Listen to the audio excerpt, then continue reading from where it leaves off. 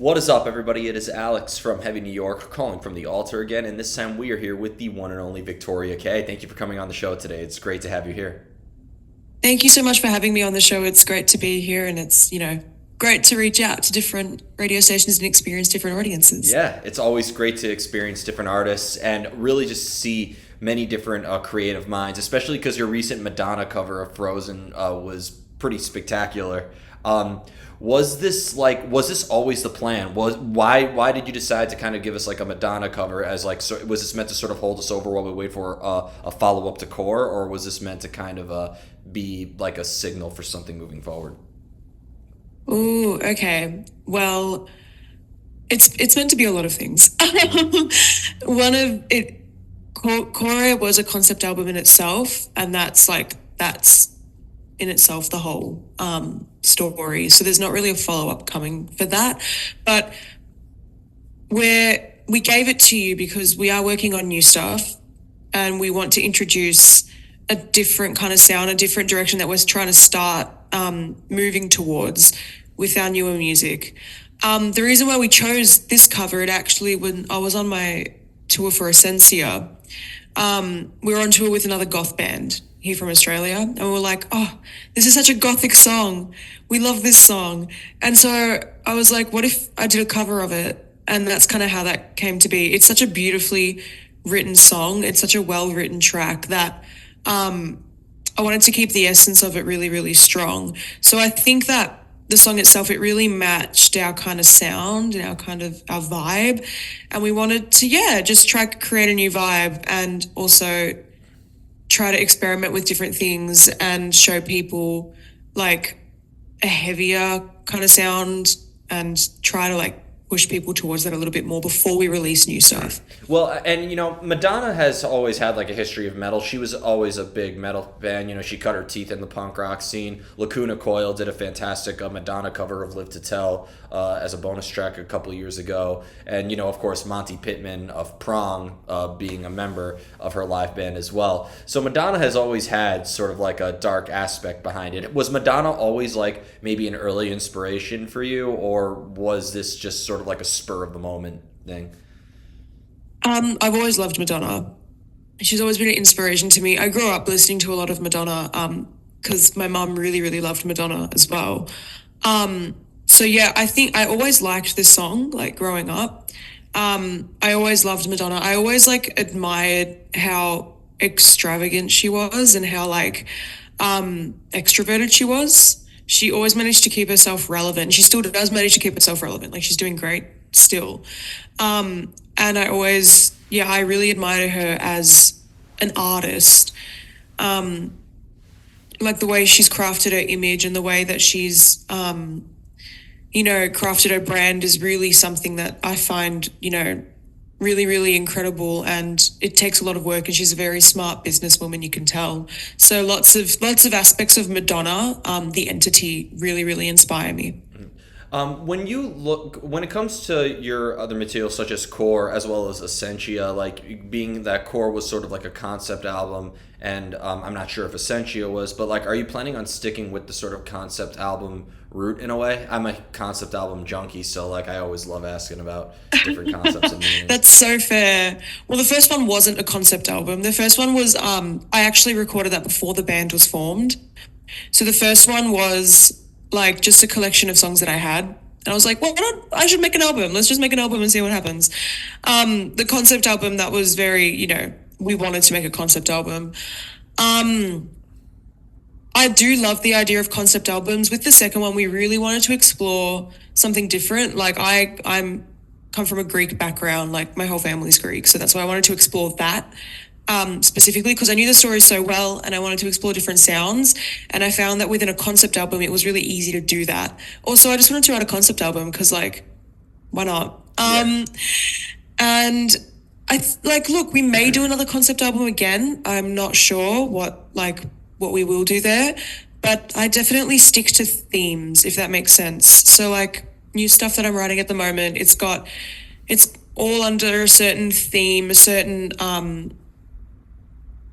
can't think of the word right now. But it's all under like it's all about one certain topic, but it's not a concept necessarily, if that makes sense. Yeah, I mean, like kind of like I'm not religious, but spiritual argument. An album could be like it's not a concept album, but it is conceptual in a way. I mean, Yeah. I figure with an opening track being prologue, it usually means that there's sort of like a concept album. But like concept albums, I feel like have been so diverse. Like My Chemical Romance is The Black Parade is a concept record. Mastodon's Crack the Sky is a concept album. Fear Factory's Demanufacture is a concept album. So like I'm just like wondering, why do you feel like the sort of like symphonic gothic nature of the Victoria K sound was always kind of like the best way to express your concept? Because there's been a lot of bands from Greece such as Septic Flesh, Rotting Christ, Knock Dozer, Scar of the Sun, who all kind of brought in their concepts as well. I feel like concept albums are almost a favorite amongst Greek culture.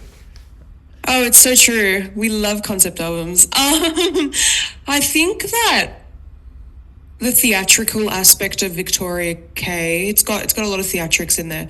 That made it really easy to tell a story. Especially like the concept album Core.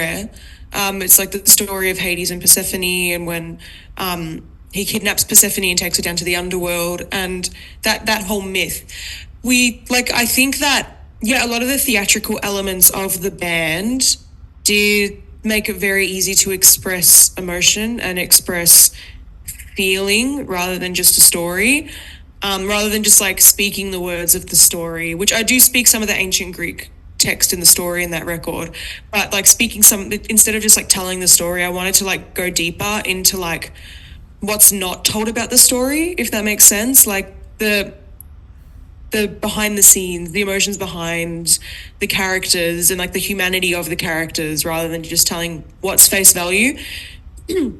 So everything on that record is written from like the perspective of the character, like not looking into the story. But yeah, the theatrical elements of the band, like the string sections and the brass, made it really, really easy to tell that story. And as well with the dual vocalists, it made it easy to create that dichotomy between different characters. And then even with the ancient Greek stuff in there, I think it added authenticity. To do that was so interesting. I was in Greece in 2012 and I went to this castle. I was like, oh, that's a castle. And I met this guy who created ancient instruments there. So I then contacted him again to like help with this record, and he really, really helped with like the ancient instrumentation and actually telling the story truthfully. So there's that in there as well. So yeah. I've always said that Greek, because I mean I'm not religious in any way, but like Greek mythology has always been sort of like my personal interest. I love the story of the Minotaur and the labyrinth, and Pandora's box is always the rather comedic but also very interesting story as well as and I've always said that being on tour is very much like experiencing the Odyssey in a way. So, depending on what you are singing about, whether it's rooted in Greek mythology or it's coming from like a more personal place or whatnot, does that maybe resonate with you, or do you maybe channel a different energy into a song depending on what the material is about? That's a really good question. I think so. I think a lot of the songs on Essentia, sorry, are more personal, whereas the songs on Core, they're quite removed from like me personally. I feel like when I sing the stuff from Core, it's because a lot of the instruments in there and a lot of the melodies and the rhythms and even the story, it's so rooted in my history and my childhood and my upbringing. There's that kind of thing of nostalgia, that element of nostalgia in there, like when I was writing it and while I still sing it. But when I sing stuff from Essentia and even Frozen, like Frozen's like has nothing to do with me at all. That's not my song. It's kind of like a different thing when I sing stuff from Essentia, because some of it is personal. Songs like Lacuna and especially Forsaken, that's a very, very close one to my heart. It's a different energy. It's a different emotional energy that I don't try to channel it. It just channels itself. And especially with stuff that I'm working on now for newer releases, that's like the most personal that it's ever gotten. So like that's like even more of this like internal emotional energy. But yeah, I think I do channel different energies when singing different things. When I'm singing kora, it's more of like a performative thing, like I'm acting, I'm telling this story, whereas essentia is like I'm singing from my heart. Do you think that maybe the concept of each of a song on each album maybe changes? Like, because if you're playing like a live show, you can't unless you're playing Corey in its entirety. But maybe you do like maybe three songs from Corey and then maybe like a couple songs from Essentia and then back to Corey. Do you think that maybe changes the narrative or maybe changes sort of like the context of the whole story when you're bringing songs from different time periods together in one set? That's really interesting. Oh, I've never thought of that because I have performed kora in full.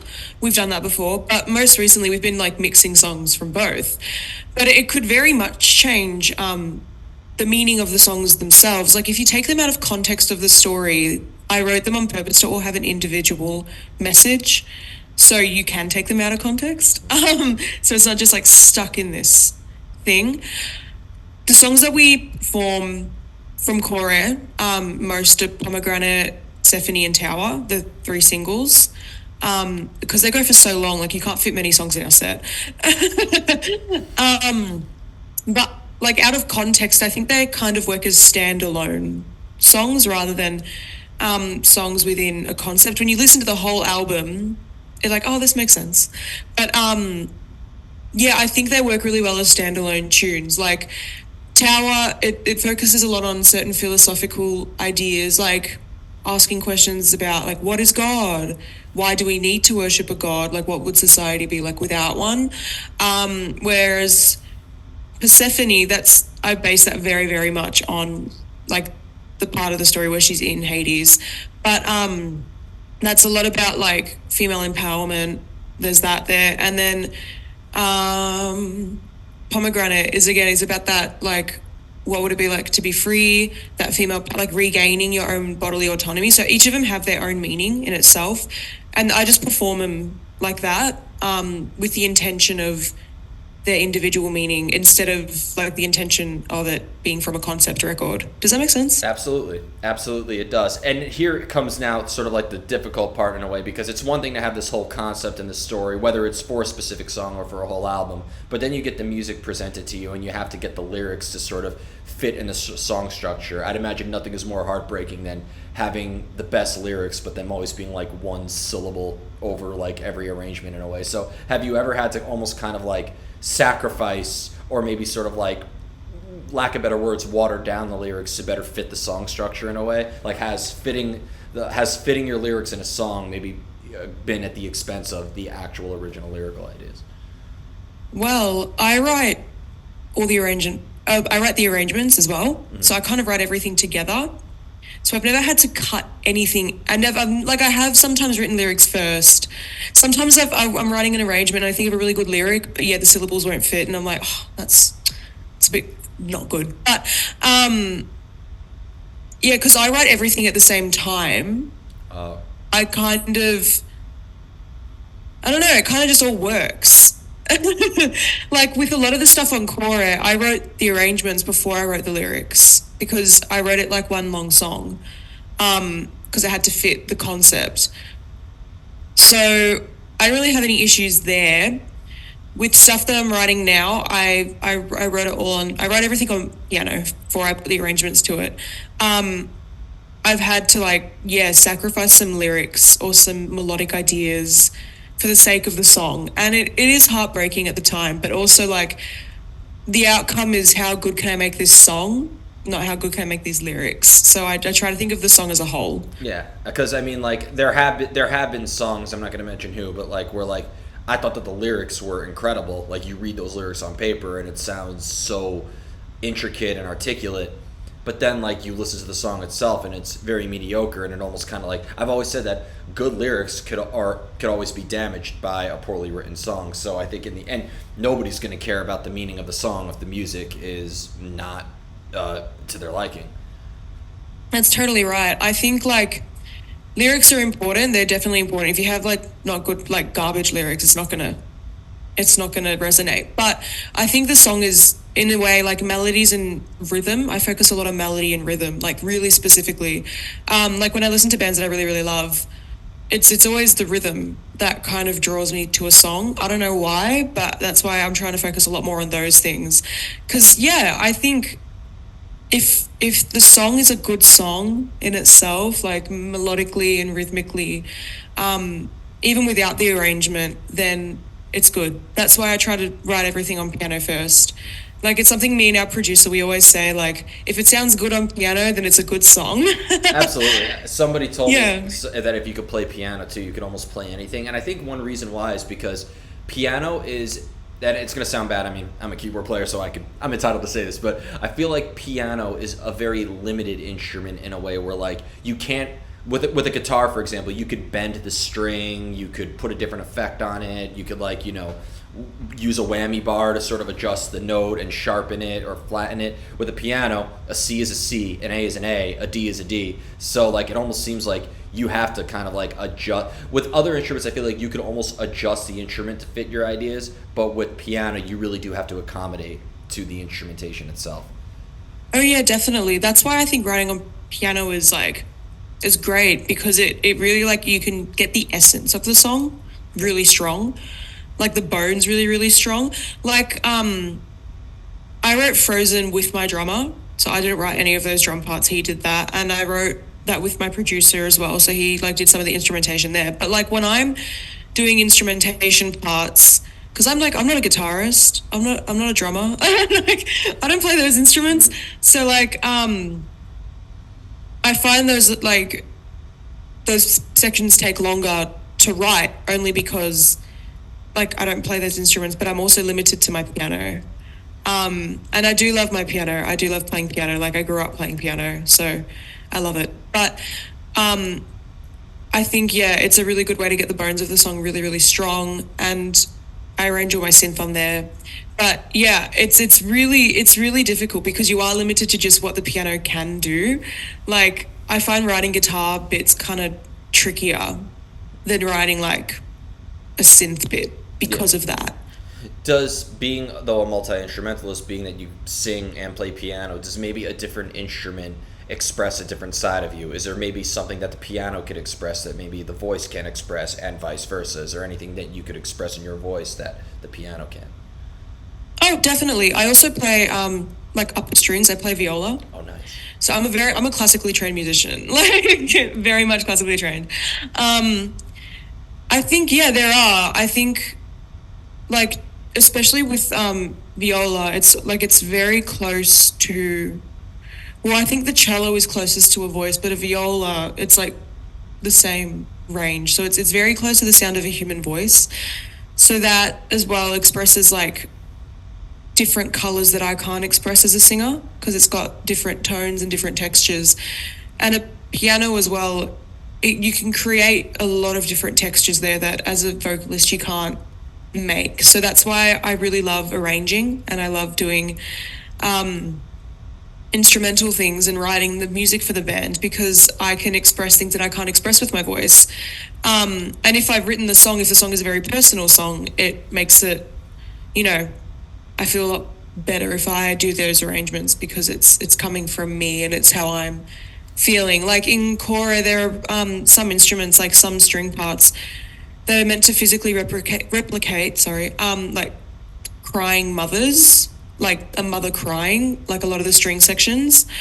And you can't, even with a human voice, you can't get that same feeling. I feel like with any orchestral instrument, violin, viola, cello, even upright bass, it always, I mean, I'm just going to say this. I went to a restaurant a long time ago, like a fancy restaurant where there was a violin player, and it was extraordinary. It was a very beautiful, and that looked like an expensive violin. That had to have been a Stradivarius, but I felt like I was on the Titanic. Like a violin, I feel like, or orchestra is the most vibe changing instrument, because I've heard like techno pop music played at restaurants, at bowling alleys, at intermissions at concerts, at clubs, or out on the street. But the vibe is always very much the same. You hear that bass line and stuff. It's very universal in a way. But you bring out a violin, like I don't think that those songs change the vibe. You bring out a violin, it's going to change the vibe entirely, regardless of Oh where you yeah, are.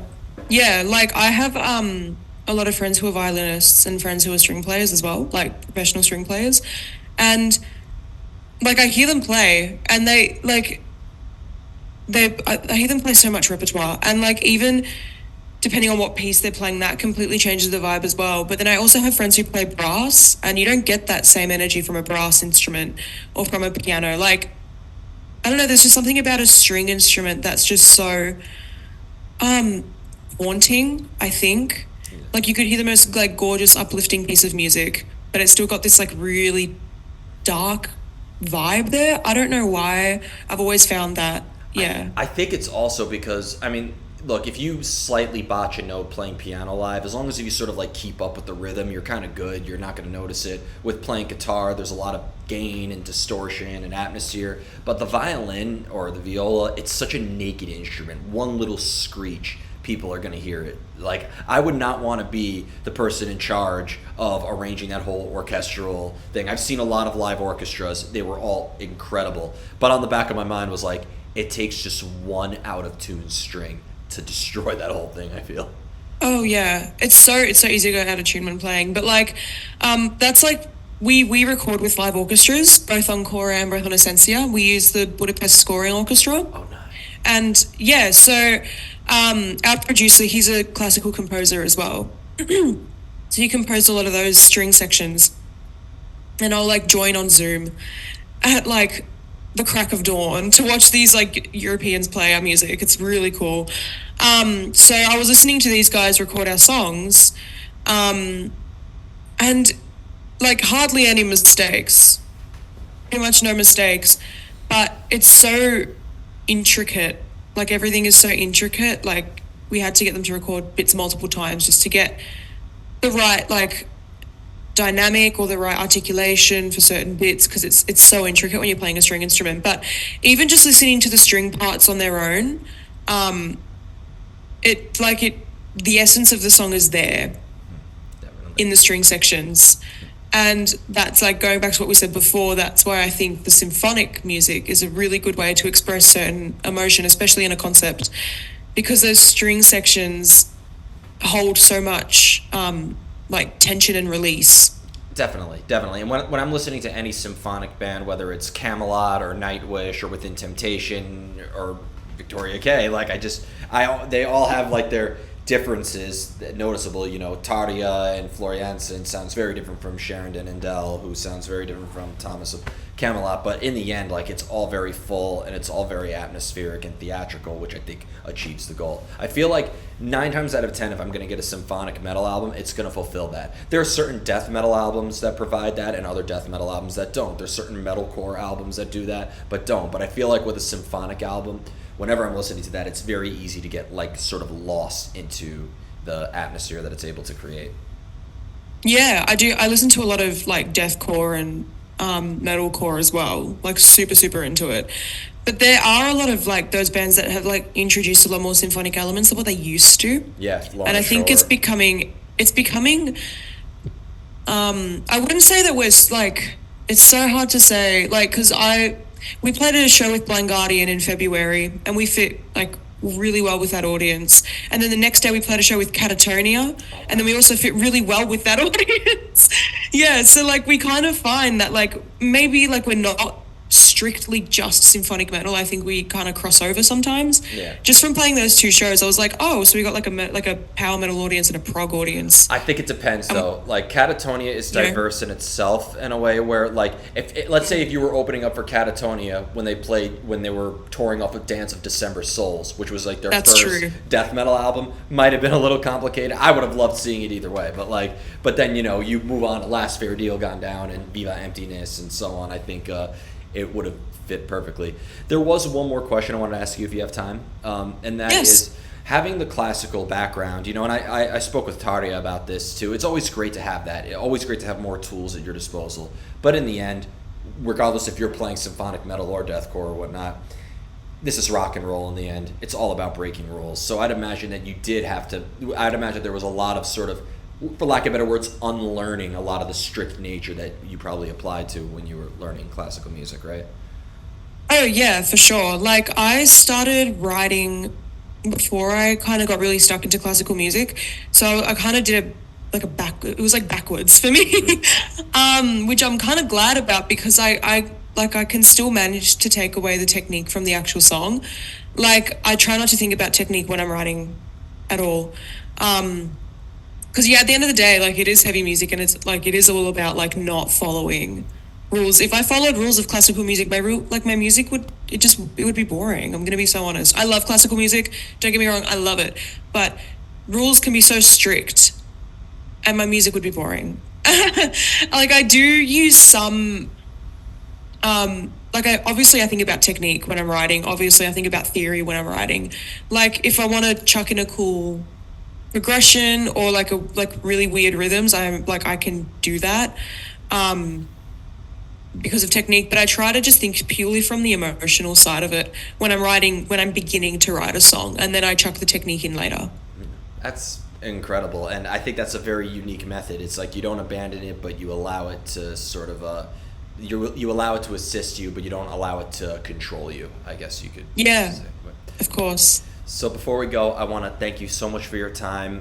Thank you for an excellent conversation and for just your extraordinary music, and I can't wait to hear more. Just anything else that you would like to promote for new releases in the future, or any touring coming up that you're allowed to talk about at this moment, of course. That's so true. Well, I just want to say thank you so much for having me on. I really, really enjoyed this interview, and like, thank you for having me on your show. I really appreciate it. It's an honor. You can stream Frozen everywhere now. It's out on all streaming platforms, and I just want to say thank you to everyone who's listened to it and everyone who's streamed it so far. And I really want people to keep showing it love.